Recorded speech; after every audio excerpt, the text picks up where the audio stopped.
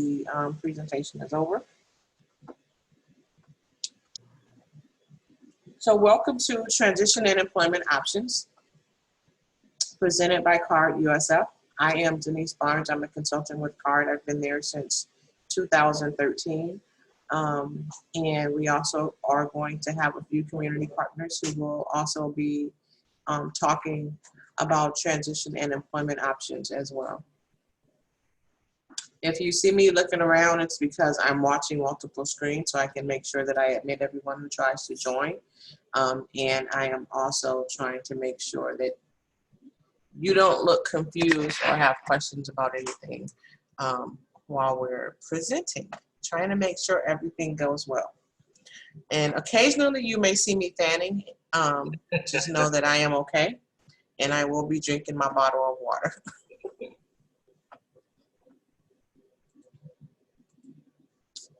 So some tips for us to have a successful webinar. If you need tech support during this webinar, please select chat from the bottom bar and type in what you need assistance with, and I will attempt to assist you as best as possible. If you have any questions during a presenter, you can type it into the chat, or when we have open Q&A, you can ask it at that time. Only the presenter and the host will be allowed to share or chat with everyone. So your chats will only come to us. They won't go to any of the other guests who are in the room. And during the presentation, this is a pre-made slide. So all the co-hosts, you don't have to disable your video because we want you guys to stay present. But if it starts buffering, I may ask Vicky and Daniel, I may ask you guys to turn your video off if we need to at some point. But at this point, everything is good.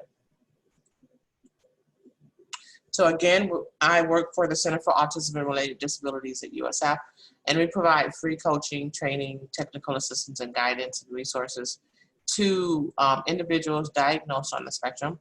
And we also connect families and professionals to services and resources that are in the community. We have a database that covers 14 counties, and we provide all of our services for free. We don't do crisis intervention, we don't do case management, but we can empower you and support you and get you connected to the services that you need to live as successful a life as is possible. And there are 7 CARD centers statewide, so everyone in the state of Florida that is a resident of the state of Florida has a CARD center that is available to them. I will put these links in the chat. Actually, no, I will send these links to you in a follow-up email after this presentation.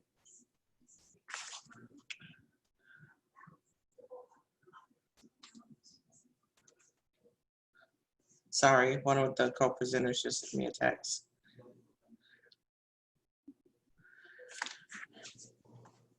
So that you can have them, so you don't have to worry about trying to copy all these links down right now. And so now we're going to talk about employment, because that's the main reason why we're doing this presentation. My goal is that everyone on the spectrum is able to obtain some type or form of employment and training options to enhance their ability to transition into adulthood. And also, if they are already adults, how to transition from one form of employment to another form of employment.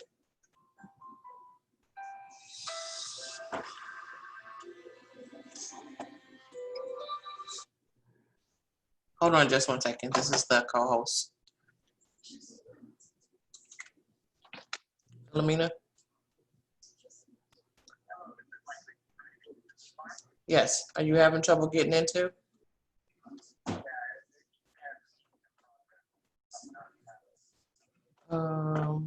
Let me figure out what's going on.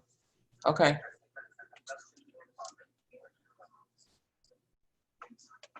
It should let you in because this meeting just started. So let me see if I can invite you guys.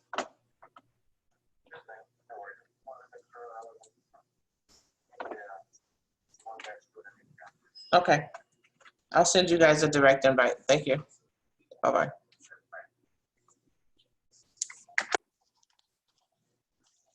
I apologize for that.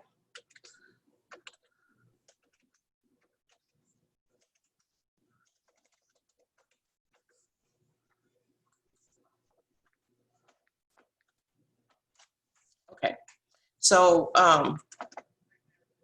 sometimes we hear individuals say that they can't work because they have a disability, and we want you to know that that's not necessarily true. With the disability and with the right supports, that you can work. And a lot of individuals are concerned that if they work, they'll lose their Social Security benefits. That also is not necessarily true. You may not necessarily lose your health benefits as well.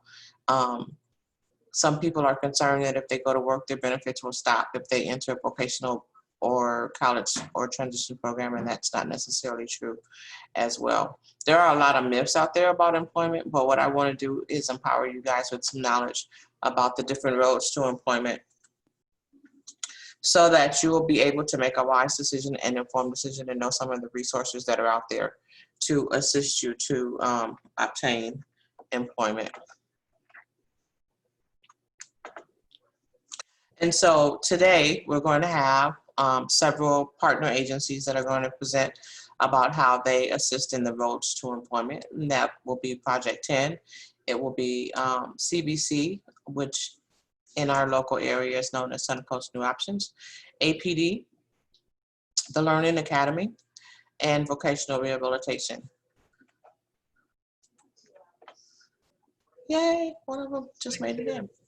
And so we will hear from each of these, and we will also hear from a parent that will also talk about their road to employment for their adult son who is on the spectrum.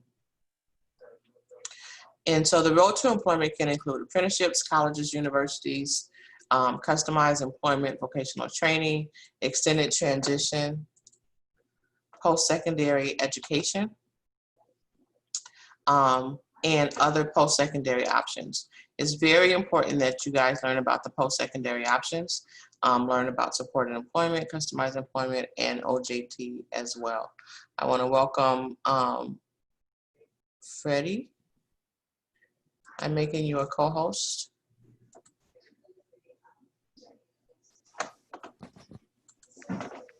And Lee.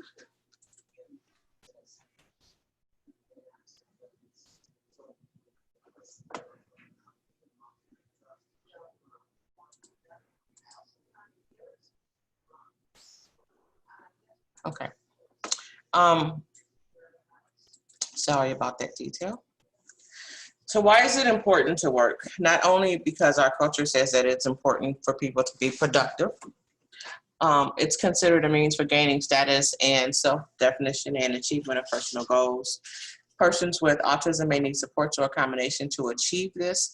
In addition to needing supports for communication, social behaviors, relationships, seeing the big picture, generalizing concepts and skills, the use of executive function skills and planning and carrying out tasks, restricted or focused interest, having difficulty perceiving the emotions of others, being concrete thinkers, needing sensory support, the lack of work experience, that will make it even more difficult for persons with autism to transition from high school to work. And families and professionals working together can make that road a little bit easier to navigate. Each person doing their own part will ensure that the person on the autism spectrum transitioning from high school to post-secondary transition and employment options is not relegated to filing, folding, food, flowers, and filth, and that they can obtain real wages for real work that may lead to independence. And so I would first like to introduce our second speaker, which will be Freddie Valadez from Project 10. Thank you for having me.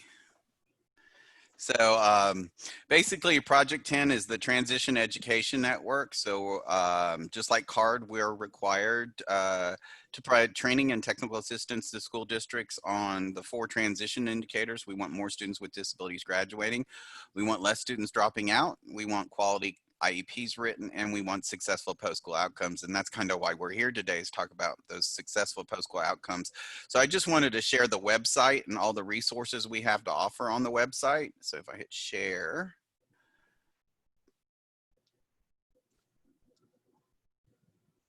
So this is the Project 10 website. It's project10.info.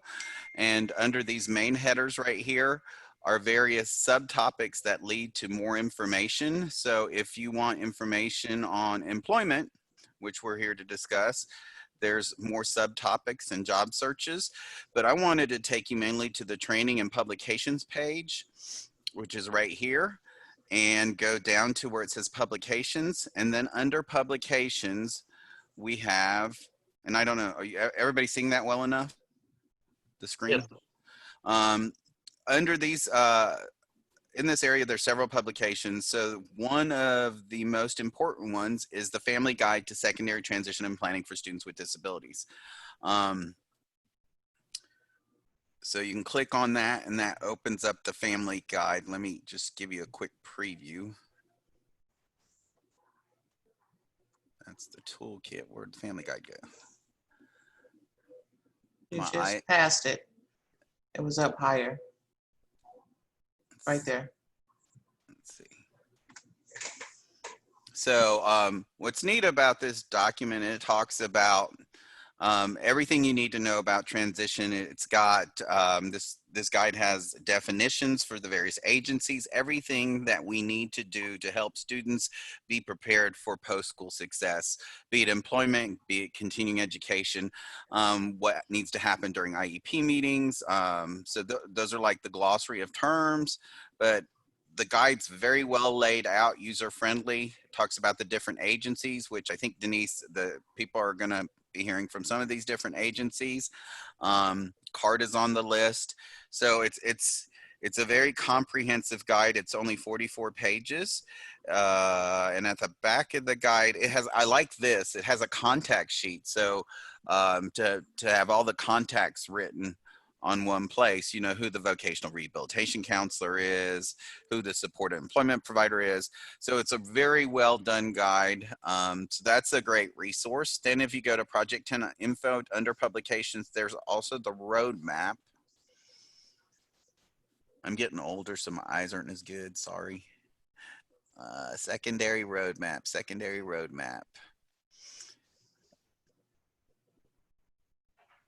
I know it's there. Well, I'll skip that one and I'll go with, there it is. There's the secondary roadmap.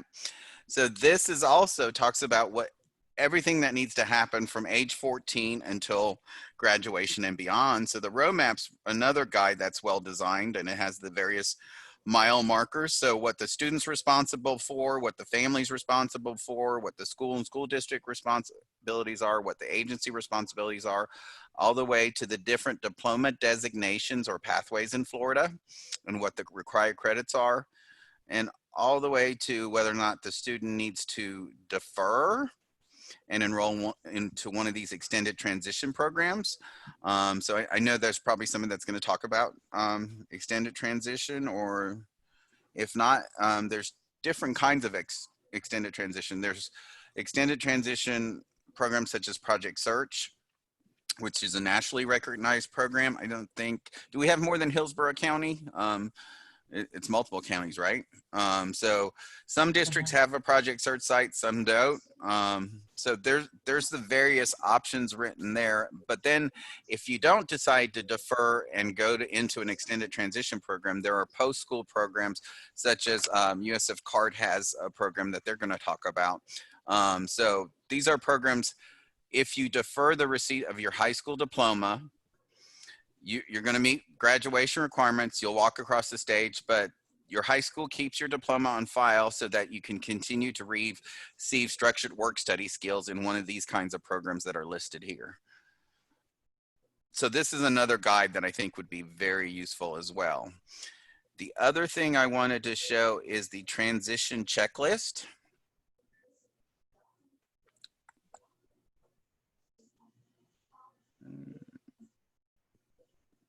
There it is. So this is a really neat checklist from age 14 all the way through 21, what's supposed to happen during the IEP process and who needs to be invited, especially when it comes to transition planning. So this is a great resource for students and families saying, did this happen at age 14? That, you know, all these things like age appropriate assessments.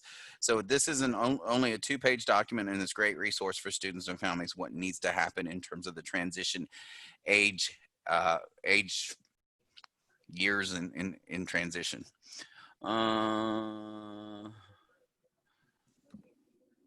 Think that is it. I did want to share one helpful online transition resource when we went to COVID online learning. This was shared with several school districts, and it's our online resources. And there's some neat assessments on here that, you know, not necessarily has to be done by a professional, that students can take on their own to figure out what career interests they might have or what kind of work they might want to do. And there's also types of assessments you can print. Then there's some curriculum, and this is some of the curriculum that's listed here is some very cool websites. And I love, this one's my favorite, and it's done by individuals with disabilities. And why I love this so much, they've done a series of videos to talk about why it's important to advocate for yourself. So it's just a well done website, and they're short snippets. They're not long videos. They're anywhere from 1 to 3, maybe 5 minutes at the most long. So like speaking up, why it's important to vote, why it's important to be a self-advocate, those kinds of things. That's all I've got. Is there more that I should share, Denise? I don't know if I covered everything. Can you cover how you will, how you support both parents and the schools? Okay. So Project 10, the primary focus of the grant's through the Bureau of Exceptional Education and Student Services, through the Florida Department of Education. The primary goal is, I serve 12 school districts from Sarasota all the way up to Ocala, providing training and technical assistance to the primary audience of district personnel and teachers. But in addition to that, we provide publications for families, and that's what I showed here. We also provide some training, but we also support the interagency councils. So each of your school districts, pretty much, Sarasota has an interagency council, Manatee has an interagency council, Pinellas, Hillsborough, have interagency councils, and that's where all the different agencies get together, and parents are invited to attend those meetings as well. So that's one way we support families too, because these interagency councils hold what you'll see later on, or if you've had the opportunity to attend, agency fairs, or different kinds of fair events where you get more resources on what's available in school and post-secondary options for students and what agencies are there to support students. We also created a resources by location for families as well. So Region 4, I'm the guy in blue, I cover these 12 school districts. So if you wanted to know more about Hillsborough County, you'd click on Hillsborough County, and there's your local school district resources, who your transition contact is, who the exceptional student general director is at Hillsborough County Schools. Then there's local agency resources. So you've got APD listed there. You got various agencies, and some of the stuff may be out of date, so we might have to update the VR office. You've got CARD, so all the agencies there. So this is another neat resource for families. This is the 18 to 22 guide that I was talking about. So if you defer the receipt of your standard diploma, these are various options around the state of programs that are available. But if you graduate, there are other options now with the Florida Center for Students with Unique Abilities as well. There are college programs out there, as well as programs that CARD has created. So did I get it? Am I good? Yes, sir. Thank you very much.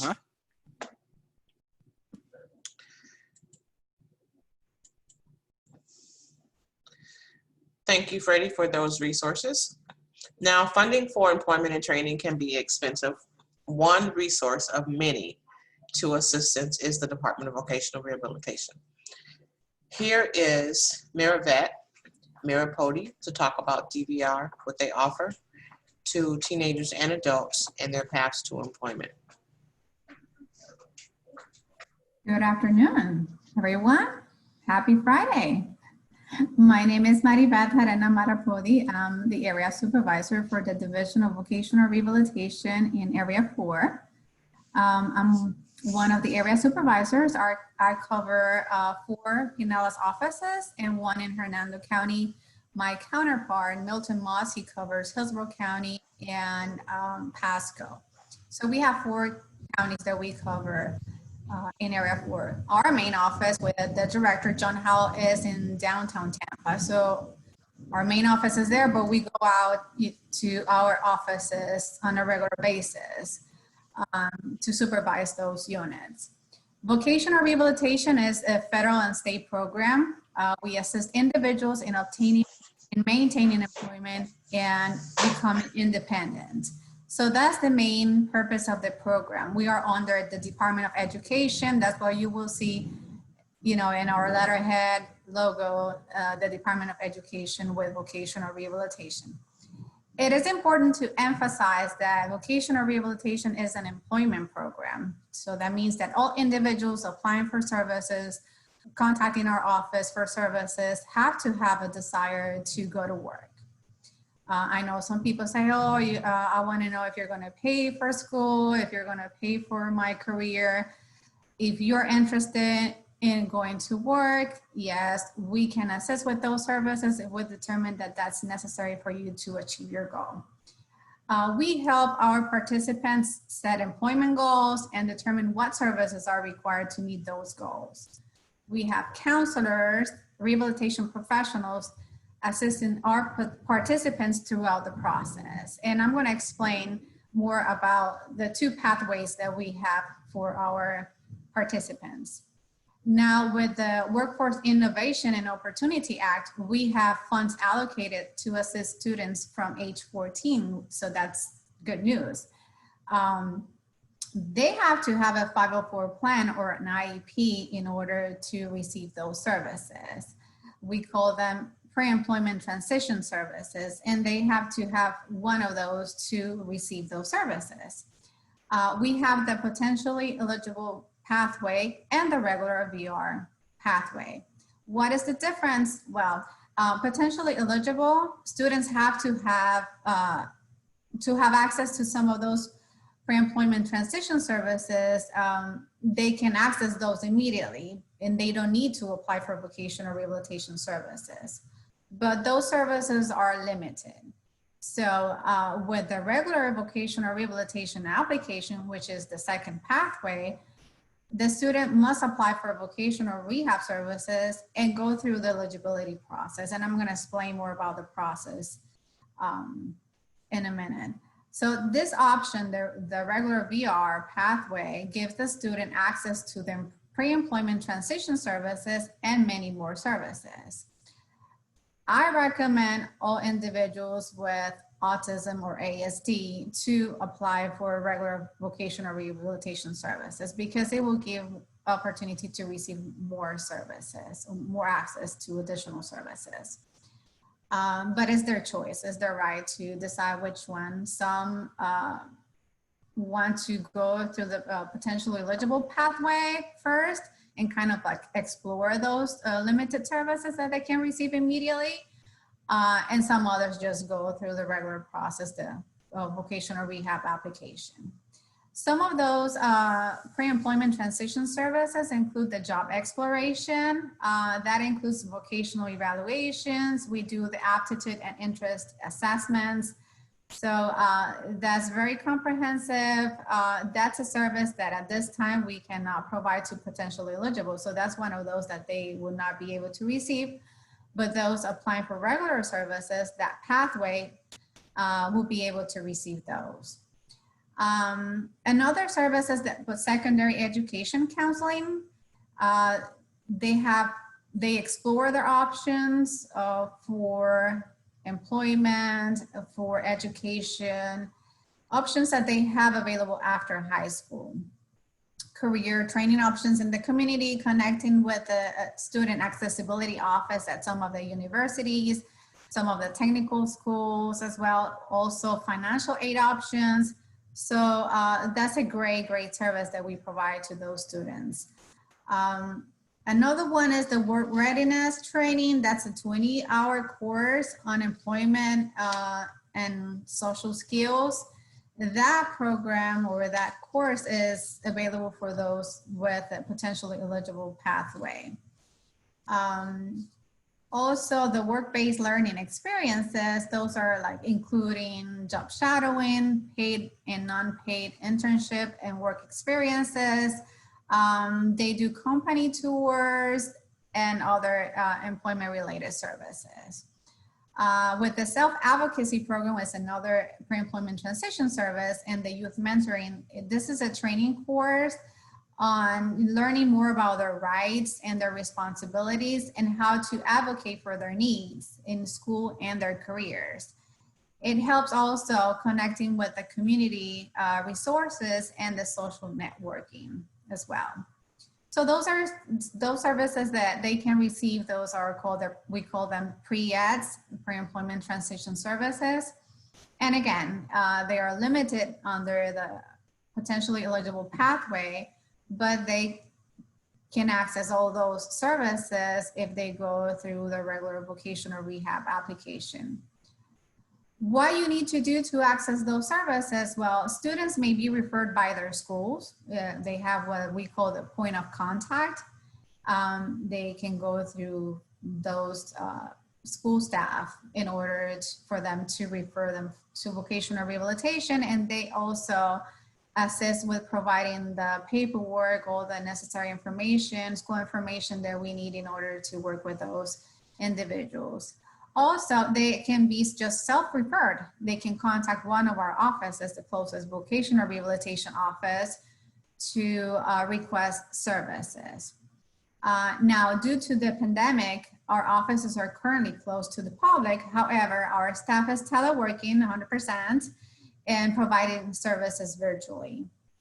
We also have vendors that are providing in-person and virtual services as well. So that means we don't stop, we continue working with our participants. So that's good.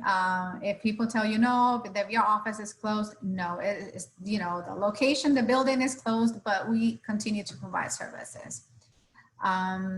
So let's talk about the vocational rehabilitation process. And this is if you go through the VR regular application. The first step is eligibility. When you apply for services, we're going to need some of your medical records. If we need additional information, you may be referred to one of our vendors for additional assessments. And we have 60 days to determine your eligibility for vocational rehabilitation services. The second step is the plan development. We help you set employment goals and determine services to meet those goals. For example, training, books, tutoring, assistance with certifications and licenses, assistive technology, transportation, limited mental health services, if necessary, job coaching, employment services, and other related services. Now, at that point, we have to talk about comparable benefits. Do you have comparable benefits to receive those services?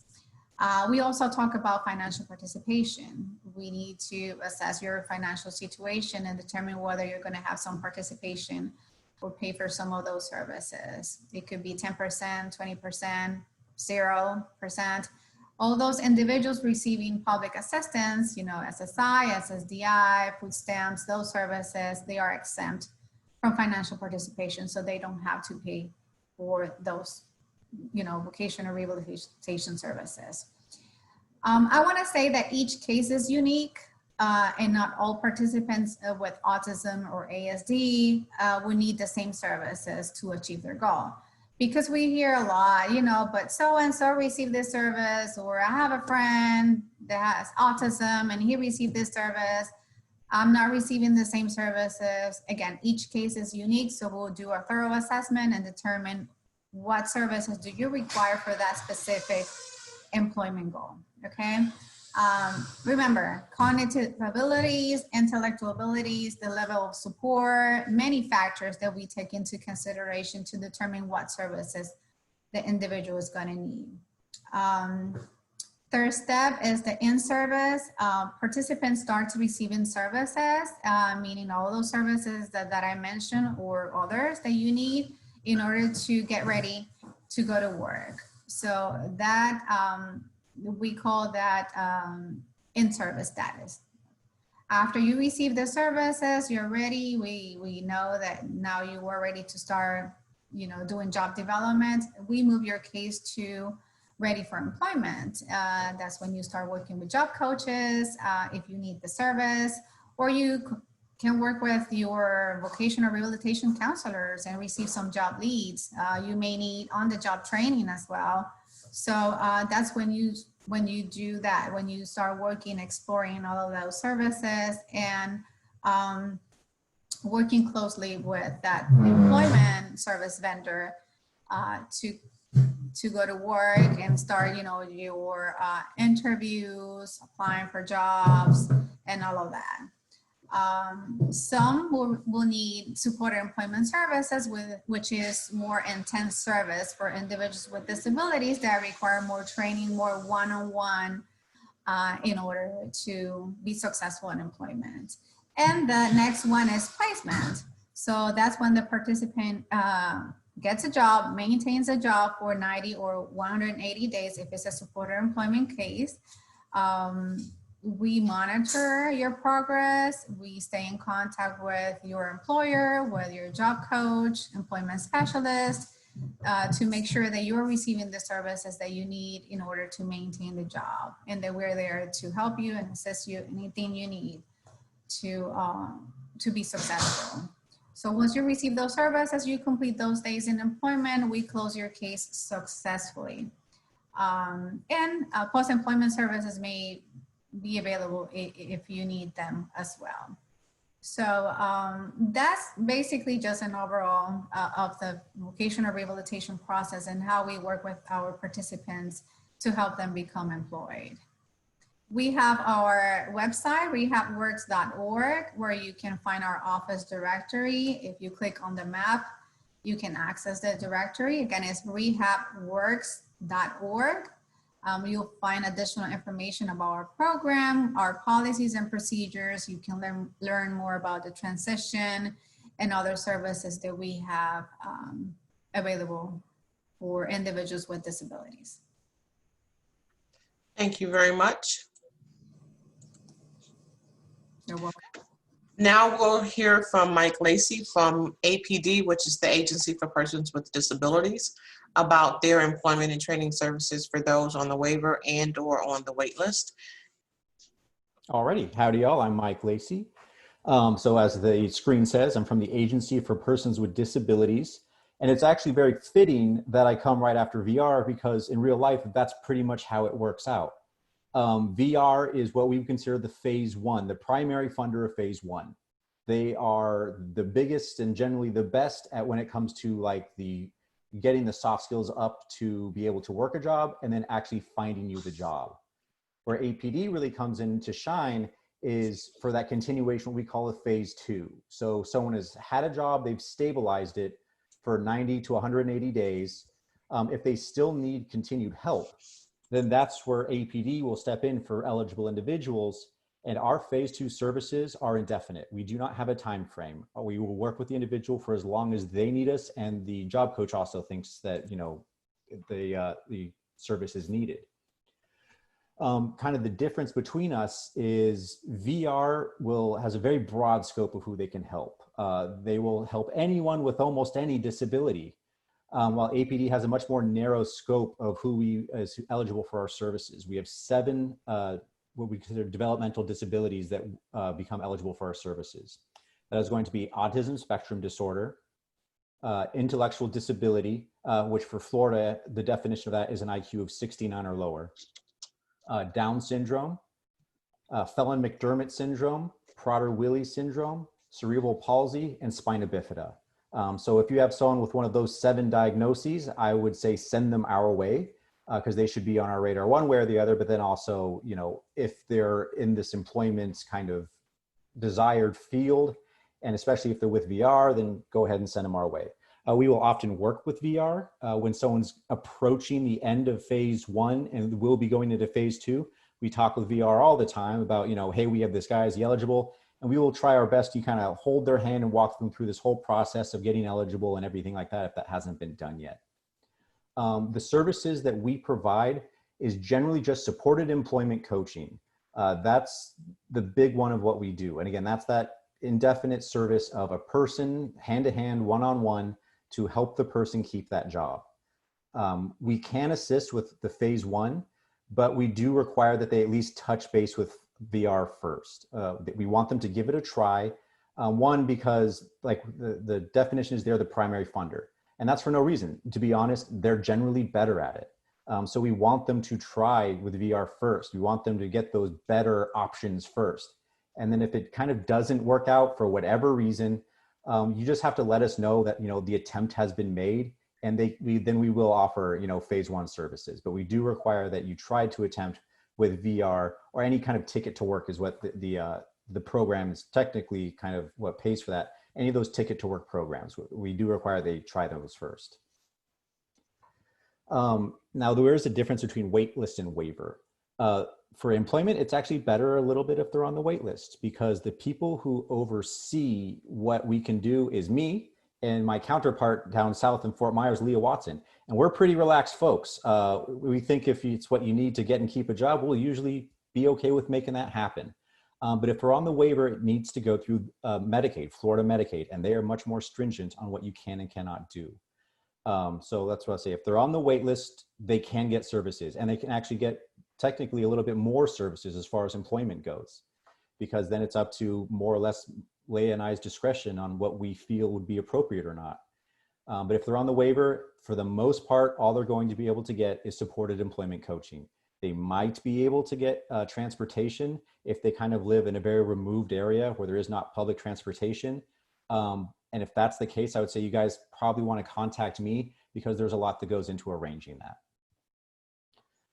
But for the most part, ours is pretty short and sweet. Our wait list is called the EEP. So if you ever hear that, it's called the Employment Enhancement Project. That's what our wait list program is called. The governor expanded it this year. So last year we had $500,000 to work with statewide. This year we have $1 million to work with statewide. And that's because we're getting more and more folks who are looking for employment, as well as a wider scope of what they need to maintain their employment. So that's good that, you know, this thing's getting bigger and bigger and needing more and more money, because that shows we're doing something correctly. And that's most of what, you know, my spiel is. If there's any questions, I would say feel free to put that in the chat and I will try my best to respond to you, or you can always, you know, send those to any of those contacts you see down there, and I will of course get back to you. Thank you, Mr. Lacey. Mm-hmm. And there are a myriad of transition programs that can assist individuals on their road to employment. And one type of program is the Learning Academy. And here is Christine Hugh from the Learning Academy to talk about the TLA Employment and Training Services. Good afternoon, everyone. Thank you, Denise, and thank you to CARD for having me. Before I get into the variety of programs we offer, I'll give kind of an overview of us. We are the sister program to CARD-USF, so we do work very closely with CARD on a regular basis. We serve adults with autism. That's our specialty. But they have to have a diagnosis of autism, and they can also have related disabilities, co-occurring disorders as well. We serve 14 counties. But we mostly get employment-related business referrals from Pinellas, Pasco, Hillsborough, Sarasota, Manatee, and Polk counties. We are, right now, many of our services, because of COVID, are virtual or hybrid. So I'll go more into that as I talk about our other programs. And we are also one of many vendors of vocational rehabilitation. So we are on Vocational Rehabilitation's Service Provider Directory, or you can visit our website, which is on here. I think Denise is going to share this. but you can also contact me for more information. So we have our first program, which has been around for about 11 years now. We have a 30-week transition program called Learning Academy, and it is 15 weeks, so 2 semesters, and it's housed at the University of South Florida in Tampa. We accept 15 students every school year, and we follow the USF calendar, August to April. And we are really a post-secondary transition program. So we work with individuals within that specific program between the ages of 18 to 25. That's one of the requirements, besides being on the spectrum. We focus on employment readiness and kind of career exploration, and we accomplish that in a variety of ways. We have some core components that we have found to be very successful. That is, the students are in class with our instructor.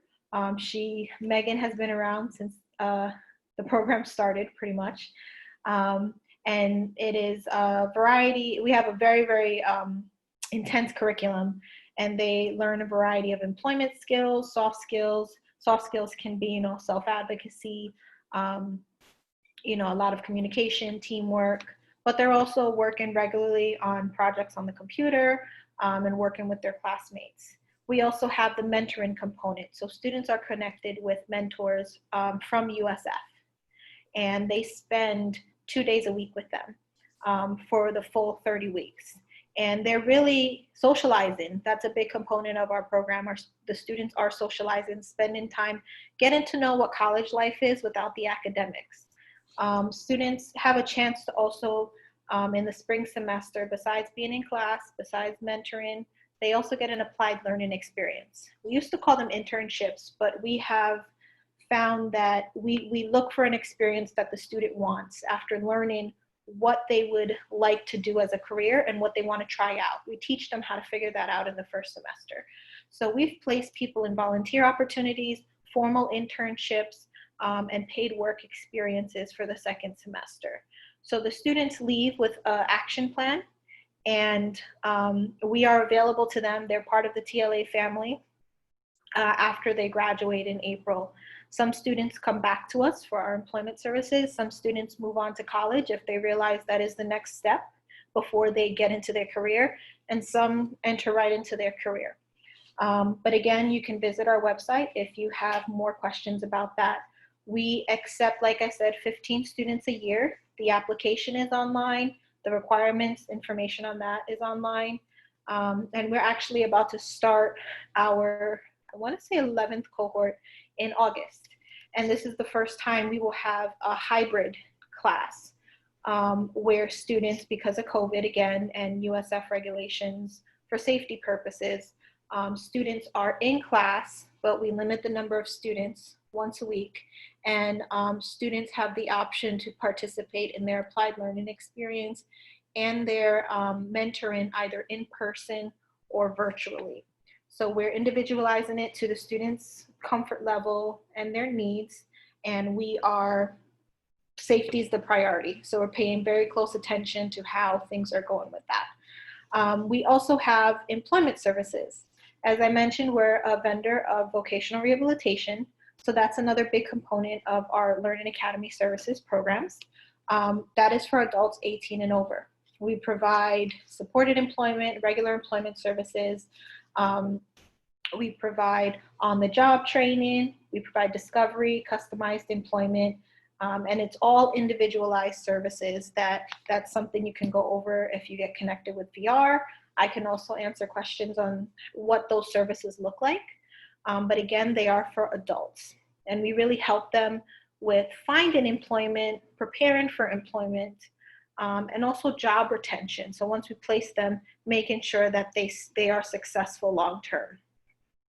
We have a new program that we're actually, that's happening now, is our automation program. It's a certification program, and it's a high-level technology training. We accept 10 students per cohort, and we're hoping, we just started piloting it, and it's very successful. The students love it. The instructor is wonderful. But that's for people interested in technology, automation, is kind of the next thing, as cybersecurity has been pretty big. So we are training people in getting certifications to help them get higher wage jobs. We don't believe in people just working at the local grocery store, anything like that. If they want to work in technology, we want to get them that, but also great benefits. With these technology jobs, you are typically getting higher wages, better benefits, job security. You always need technology. So that's another fairly new component. And we are also offering work readiness training. So I've been talking about a lot of adults services, but we are about to start our second class for the summer for youth. And Maribeth already went over that, what work readiness training is. It's 20 hours. And for us, we accept applicants with autism and related disabilities, ages 14 to 21. And that is a 20-hour training. So it kind of breaks down. We usually offer a group class virtually now, and to about 2 weeks. So again, if you have any questions about our programs or how to get connected with us, I welcome you to reach out to me, or you can put your questions in the chat box. Thank you. Thank you very much, Mrs. Hugh. And just to let you guys know, our parent that was going to speak at the top of the hour is now here. I am going to have her speak after Lee talks about CBC Suncoast New Options, Employment and Training Services, and what they offer teenagers and adults in their paths to employment.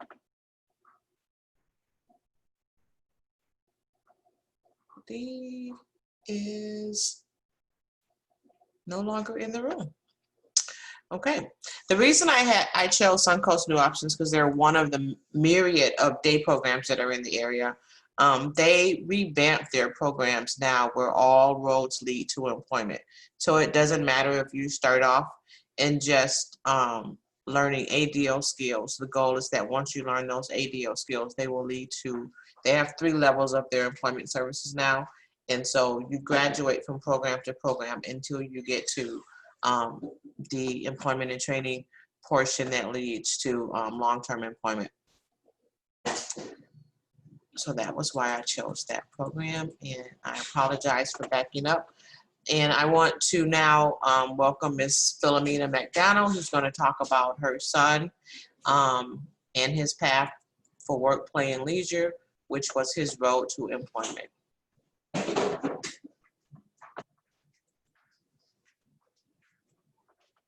Hold on, unmute yourself.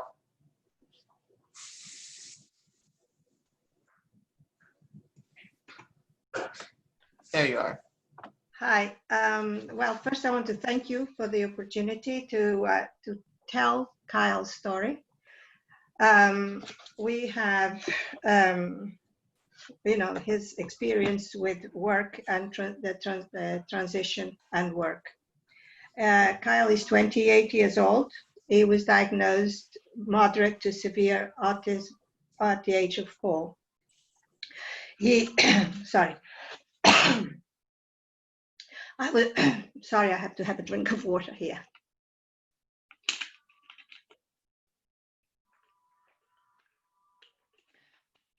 I was told by the doctors when he was 3, 4-year-old, 5, 6, that the chances of employment were non-existent, that he was never going to be able to work.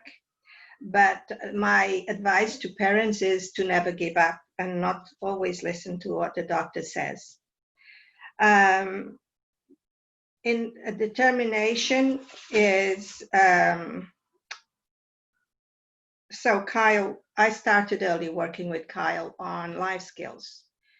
From the age of 5, 6, 7-year-old, we worked together, emptying the dishwasher, setting the table, doing small chores.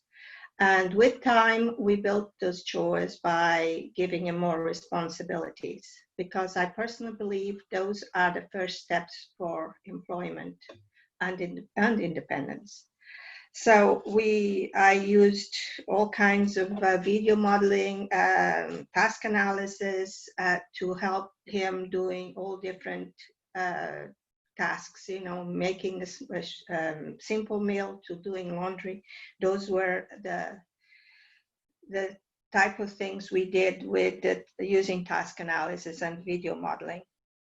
I believe that life skills translate into job skills. I also like to talk about grooming and hygiene and dressing appropriately, because that was big for Kyle, as he has had and still has sensory issues. So clothing, certain clothing, tucking his shirt in were a big deal. But we worked on that, and we're successful because he has to wear a uniform today to go to work. When Kyle went into high school, part of his IEP was that he would volunteer at school. And volunteering, he volunteered in a library for a short time. Then he delivered the newspaper to the whole school independently. And then he started the last year of high school, he started working in the cafeteria, where he did dishes, wiped down the tables, and first supervised and then independently. After graduation, Kyle started working, not working, he was moved to extended transition program at Innisbrook. It's a golf course resort, and he had a wonderful teacher there that saw potential with Kyle, and so that he had those experiences already, and placed him in working in one of their restaurants in the kitchen, doing mainly the dishes. He was liked there. The chef really liked him, and he was really successful there. The teacher also worked in soft skills. She worked with, again, grooming and the tucking in, where they had to wear kind of a uniform to go into this program as well. So that was the first step.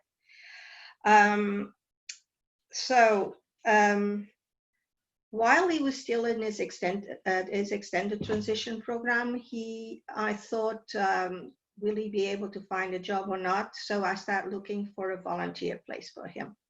I found a really nice thrift store that's attached to a church here in Pinellas County, and I got him working there with me, because they wouldn't train him. They didn't have the people there to train him. So we both stopped working there, and we're still there 9 years later. So while he was back to the extended transition program, while he was at the extended transition program, the teacher told me there was an opening at one of our local high schools, and if I was interested, I said sure. So it was a really amazing opportunity, because Kyle, they actually did everything for him, because he was still in school with an IEP until the end of that school year, and this was September. So the teacher took him for his interview with the school, did all the training. We actually never had voc rehab involved in this training, and he did really well. Took a little time for him to get used to it, but he took to the job really well, because he had all the experience that in high school and at the extended transition program. So he also was able to get this job because he had good references. His high school teacher gave him excellent references. So did the people at the thrift store where we volunteered. So did the chef. So with 3 great recommendations, he was able to get his job. And that's his Kyle, 7 years. He's been there at work in high school. His co-workers really like him. His supervisor really like him. And he is liked, and he loves his job. He has never missed a day of work. He has never been late once. And because he's so dependable, it's one of the reasons that he's been successful. He's happy, he's productive. At the moment, unfortunately, we are going through a tough time, everybody is, but I'm trying to keep him busy at home. Still doing chores, still washing the car and the shower and all the stuff that I taught him to do, and having fun as well at the same time. Kyle still has therapists. He still has language therapy. His verbal skills aren't far from good. He can't really hold a conversation, but that hasn't stopped him from being employed for 7 years. And my message to the parents is to never give up, you know, and there's always something out there that we can help, you know, something out there that can help our children. My next goal is to get him to move out, but slowly we'll get there. I hope we've been able to do so much, so I hope we'll be able to get him to move out. He doesn't want to, but we will. Thank you. Thank you, Ms. Philomena. Okay, thank you for that. Let me move this forward. So truth is one path, is one, and paths are many. So remember that each path to employment is different and should include a discovery process whereby the person with autism is able to communicate in whatever form works for them, that they're able to be exposed to the community to develop interests and likes and dislikes, and not limited to jobs that pay at or below minimum wage. The future post-COVID will include increased automation, robotics, artificial intelligence, solar jobs, those job types. With the needed supports, a person can do anything from solar-powered industry to hydroponic farming to cybersecurity. So we appreciate your attendance at this event, and I will now open it up for questions. So if you have a question, you can raise your hand and I will unmute you, or you can type it in the chat.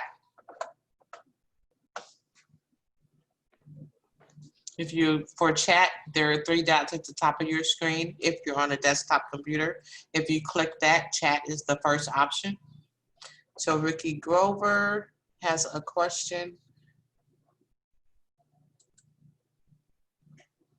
So unmute yourself. Okay, thank you. Well, that last lady, that was, I'm not sure I remember what her name was, but it was a Golden Wall that was in the background, and that where she was going over these benefits, where you would have to give 10% of copay or something. Just want to find out what those were again, because I kind of missed them. Okay, I can send you those, some of those myths about the employment.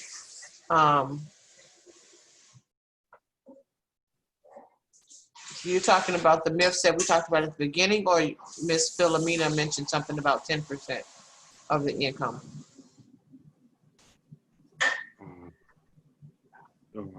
For example, I believe she was going over medical benefits and all that stuff. I believe he's talking about VR when I mentioned that some of them have financial participation, some of the participants. Is that what it is?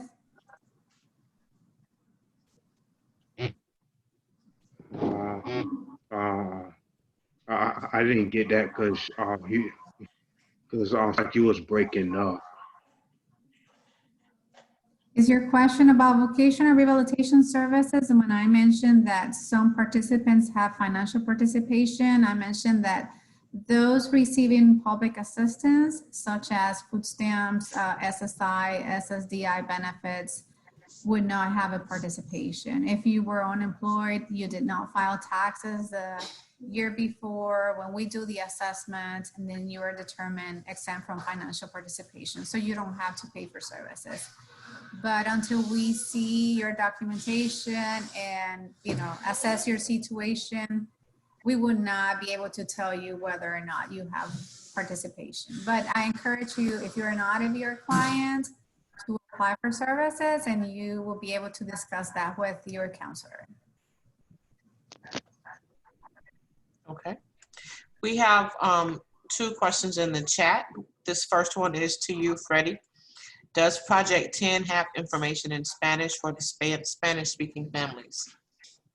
Hey, and Denise, I just sent you an email with all the resources I shared, so you can share that with the participants, so with all the hot links. And I'm going to send you a follow-up email with the translated Spanish documents. It's going to take me a while because it's in another location, so I got to pull those. But yes, we do have them in Spanish as well, the publications. Thank you. This next question is for Voc Rehab and/or APD. It says, can either the representative from Voc Rehab or APD explain what supported employment is and what is provided through Voc Rehab? And does the participant have to be receiving disability benefits to participate in supported employment? Before you guys speak, I do know that if they're going for a ticket to work and they want to do supported employment, they do have to have disability benefits to participate in that.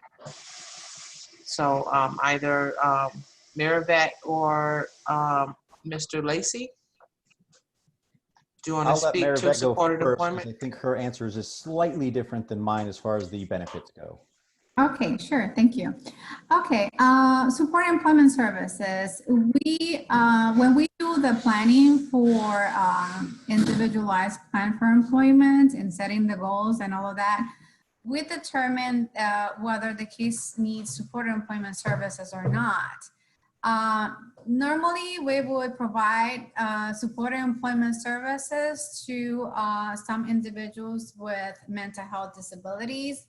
Those that haven't been successful in maintaining employment for years, that we know that they're going to require intensive services, meaning more one-on-one from the employment specialist, meaning that once they get a job opportunity, they're going to need someone there at the job working with the individual, the participant, to train them on the job. And then they're going to require more time to determine whether that employment is going to work or not for the individual. There's going to need more assistance communicating with the employer and finding some accommodations and finding ways to help the participant be successful in that job. So we call it support employment because it's more intensive. It requires additional support, that one-on-one. Like I mentioned, some individuals with mental health disabilities, individuals that haven't been successful for many years in employment, they get a job and they're not able to maintain it, like, you know, less than a month or 2 months, they lose the job. And again, you know, we see that pattern. So we determine, okay, this individual is going to need more intensive support. We monitor the case. We maintain the case open for 180 days, not the same for the vendor, but for VR, we keep it open for 180 days because we want to make sure that all of that is provided to the participant, all that support, that intensive support, and that communication is always open, and we are keeping in contact with the employer, making sure that that's going to work, that that's the job that they want, that they like, and then they're going to be successful.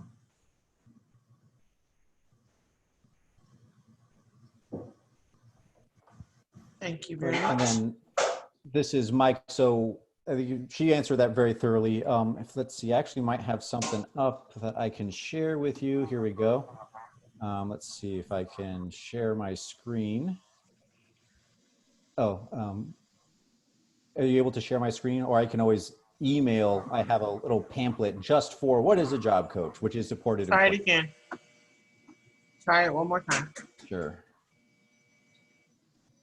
There we go. So here it is. So here's kind of the responsibilities of what supported employment / what a job coach would do.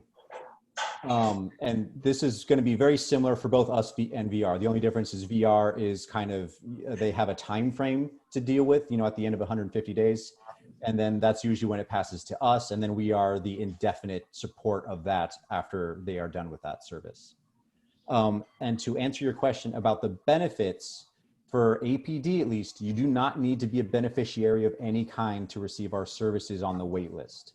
If you're on the waiver, it means you have Medicaid, but you do not need to be receiving SSI or Social Security Disability Insurance. Most people do, but it's not required. And if anything, we will work very hard to help you maintain those benefits while working. And that's a whole other presentation I can go into on all the different work incentives to maintain those benefits while keeping a job.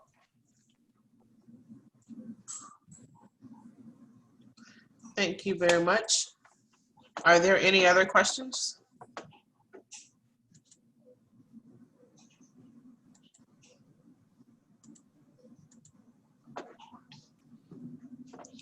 Okay. So if you have any other questions resulting from this presentation, feel free to email me, Denise Barnes, if your questions have not been answered today, and you can reach me at drbarnes, that's BARNES @usf.edu, and I will get back to you. For those that are on this training, I will send an email out even right after this training with these training evaluation links for you to complete, because I failed to copy them, to paste them. So I will send them to you in an email. CARD has many resources on many different topics, and our resources span the lifespan, so from birth till death. And so you can find our resources at this link. We have several upcoming events that are coming up that I wanted to share with you guys. We are having Arts in the Park. This is our Spanish announcements for the Arts in the Park on July 31st at 3 p.m. And so there's going to be activities, music, dance, art competitions, and more. And this is free, and it'll be available on ours in Zoom. You can register, and you can find that on our Facebook page. I will send you guys who are in attendance the links to this. Please share it. We want to have as many people as possible to participate. This series today is the second in our parent, caregiver, and self-advocate training. Next Friday, we'll be doing resources for when you turn 18. We'll do activities for teens on July 29th, and then transitioning to adulthood on August 7th. You guys are welcome to join for those. For those who have younger siblings or our co-hosts who have children that are younger, we're doing a summer safety series as well. Our next topic will be Thursday, 7/23 from 7 to 8 p.m. And it's going to be Clifford Takes a Swim, all about water safety. And Safe Kids, Pinellas will join us, and they'll be reading that story to the little kids. And I mentioned that this is one of the series that we're doing. We're also doing an adulting series. And so on August 10th, our consultant Yasmin will be doing relationships and friendships. And you can register for advance, and I'll send this flyer out to you guys as well. And the F&D is looking to get some survey feedback regarding back to school with COVID. And so if you, I'll send this link out for you to participate in their survey should you choose to do so. Any questions? Any final comments?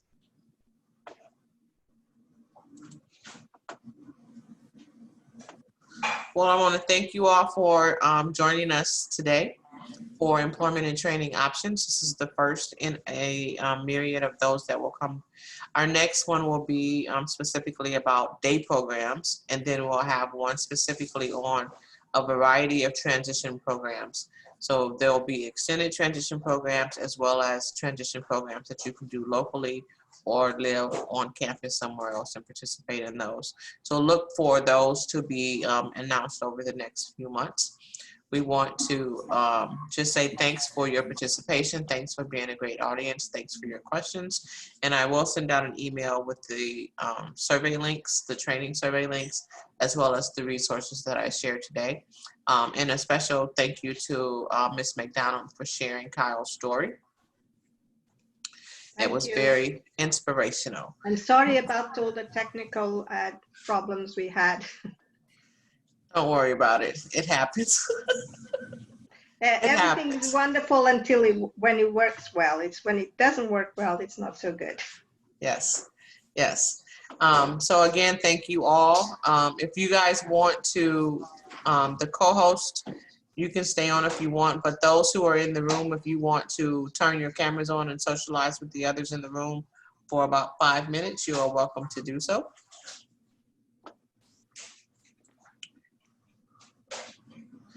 And I guess they don't because they're all leaving. So thank you all very much.